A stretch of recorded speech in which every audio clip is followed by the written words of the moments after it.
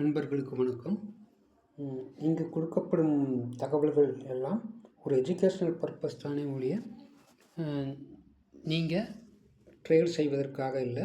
அப்படி நீங்கள் ட்ரேட் செய்வதாக இருந்தால் சரியான பங்கு வர்த்தக ஆலோசகர்களிடம் கற்றுக்கொண்டு நீங்கள் ட்ரேட் செய்யுங்க. சரி, இப்போ வாங்க விஷயத்துக்கு போவோம். இன்றைக்கி காலையிலே குரூப்லேயே நான் நிஃப்டிக்கான பிவிட் பாயிண்ட் என்னங்கிறது நான் கொடுத்துட்டேன். அதே சமயம் 24,100 கால், அப்புறம் 24,200 புட், இந்த ரெண்டு ஸ்ட்ரைக் ப்ரைஸுக்கான pivot point and mathematical point கொடுத்துட்டேன். ஸோ இந்த ரெட் கலர் லைனில் இருக்கிறதெல்லாம் mathematical point, green colour line இருக்கிறதெல்லாம் பிவிட் பாயிண்ட். ஸோ இன்றைக்கி 24,100 கால் எத்தனை ரூபாய்க்கு ஓப்பன் ஆகிருக்கு? 280 ரூபாய்க்கு ஓப்பன் ஆகிருக்கு. ஸோ அங்கே நம்ம ஒரு லைன் வரைஞ்சிக்கிட்டோம். ஸோ பிவிட் பாயிண்ட்டை நான் 30 பாயிண்ட்டு கொடுத்துருந்தேன் 24,100க்கு.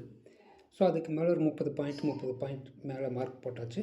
அதே மாதிரி மேத்தமேட்டிக்கல் லைன் என்னங்கிறது நம்ம குரூப்பில் இருக்கிறவங்களுக்கு தெரியும். ஸோ ஒன்ஸ் அவன் ஓப்பன் ஆனவன் எக்ஸாக்டாக 310 அந்த பிவிட் பாயிண்டில் நின்றுட்டு அதுக்கப்புறம் ரிவர்ஸில் ஆனவன் கீழே 280 வரைக்கும் வந்தாப்படி. அதுக்கு கீழே அவனால் போக முடியல, ரிவர்ஸில் ஆச்சு. ரிவர்ஸில் ஆனவன் என்ன பண்ணான்? ஃபஸ்ட்டு பிவிட் பாயிண்ட்டையும் டச் பண்ணி, ஃபஸ்ட்டு மேத்தமேட்டிக்கல் பாயிண்ட்டையும் டச் பண்ணி, அதுக்கடுத்து இருக்கிற மேத்தமேட்டிக்கல் பாயிண்ட் 340 வரைக்கும் ரீச் ஆயிடுச்சு. எப்போல்லாம் மார்க்கெட்டு நம்ம பிவிட் பாயிண்ட்டையும் மேத்தமேட்டிக்கல் பாயிண்ட்டும் பிரேக் பண்ணுதோ அப்போல்லாம் next pivot point and next mathematical point இதை கன்ஃபார்மாக டச் பண்ணும். ஸோ ஒன்ஸ் 140 டச் பண்ணவும் அதை பிரேக் பண்ண முடியாமல் மறுபடியும் கீழே இறங்கி மேத்தமேட்டிக்கல் பாயிண்ட் 290க்கு வந்துருச்சு. அங்கேருந்து ரிவர்ஸிலானவன் மறுபடியும் அடுத்த மேத்தமேட்டிக்கல் பாயிண்ட் 313 வரைக்கும் போச்சு.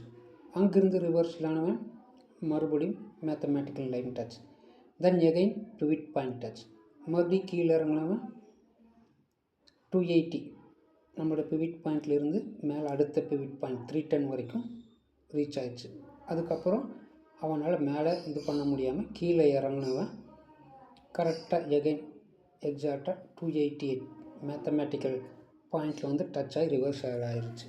ஸோ எப்பப்பெல்லாம் மேத்தமேட்டிக்கல் லைன் பிவிட் பாயிண்ட் இந்த ரெண்டையும் பிரேக் பண்ணுதோ அப்போல்லாம் ஒரு என்ட்ரி கொடுத்தா கம்பல்சரியாக ஒரு 30 பாயிண்ட் நமக்கு கேரண்டியாக கிடைக்குது. ஸோ இது கால் சைடு 24,100க்கு. இதே புட் சைடு போகும் 24,200 புட்டுக்கு நான் கொடுத்துருந்தேன்லங்க. இப்போ அதை போய் பார்ப்போம் அது எப்படி வேலை செய்யுதுன்னு.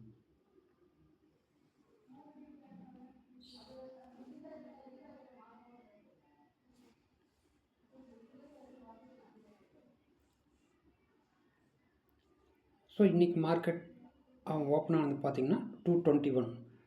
ஸோ அவனுக்கான பிவிட் பாயிண்ட் பார்த்திங்கன்னா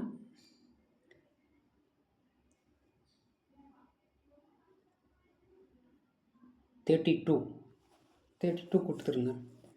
ஸோ 221 ஓப்பன் ஆனவன் கீழே கரெக்டாக 189 அங்கே பிவிட் பாயிண்டில் டச் ஆகிட்டு ரிவர்ஸில் ஆச்சு. ஒன்ஸ் அவன் ரிவர்ஸில் ஆனவன் மேத்தமேட்டிக்கலையும் பிரேக் பண்ணி எக்ஸாக்டாக 252ங்கிற நம்முடைய நெக்ஸ்ட்டு பிவிட் பாயிண்ட்டை டச் பண்ணிச்சு. அங்கே டச் ஆனவன் அதுக்கு மேலே சஸ்டெயின் ஆக முடியல. ஸோ இங்கே அவன் கிராஸ் பண்ணும்போது நம்ம என்ட்ரி எடுத்துருந்தா கரெக்டாக அது வரைக்கும் கேரண்டி 252. ஸோ அதுக்கு மேலே அவனால் சஸ்டெயின் ஆக முடியல. அங்கேருந்து ரிவர்ஸ் ஆனவன் எகைன் 189 பிவிட் பாயிண்ட் டச். அங்கே டச் ஆனோன்னா மறுபடியும் ரிவர்ஸில் மேத்தமேட்டிக்கல் லைன் 236 டச். ஸோ அதுக்கப்புறம் அப்படியே கீழே இறங்கிட்டு பிவிட் பாயிண்ட் 221 அதை பிரேக் பண்ண முடியல. அங்கேருந்து கீழே இறங்கினா மறுபடியும் 189 டச். 189 டச் ஆனவன் இப்போ மறுபடியும் 221 வரைக்கும் போக முடியல. ஸோ இதெல்லாம் தான் அவன் மேத்தமேட்டிக்கல் லைனையோ பிவிட் லைனையோ கிராஸ் பண்ணும்போது நம்ம ஒரு என்ட்ரி எடுத்துருந்தோம்னா நமக்கு ப்ராஃபிட். ஸோ கால் சைட்லேயும் நமக்கு ப்ராஃபிட் இருக்குது, புட் சைட்லேயும் ப்ராஃபிட் இருக்குது. ஸோ நம்ம குரூப்பில் சொல்கிற மாதிரி அந்த மேத்தமேட்டிக்கல் லைன் பிவிட் பாயிண்ட் லைன் இது எல்லாம் எப்போ பிரேக் அவுட் கொடுக்குதோ அப்போல்லாம் என்ட்ரி எடுத்தால் கண்டிப்பாக நமக்கு ஒரு 20 பாயிண்ட் கம்பல்சரியாக கிடைக்கும். ஏன்னா அவன் நெக்ஸ்ட்டு பிவிட் பாயிண்ட்டை போய் டச் பண்ணியே தீர்வாப்படி. இந்த வீடியோ உங்களுக்கு பயனுள்ளதாக இருக்கும்னு நான் நம்புகிறேன். நன்றி, வணக்கம் நண்பர்களே.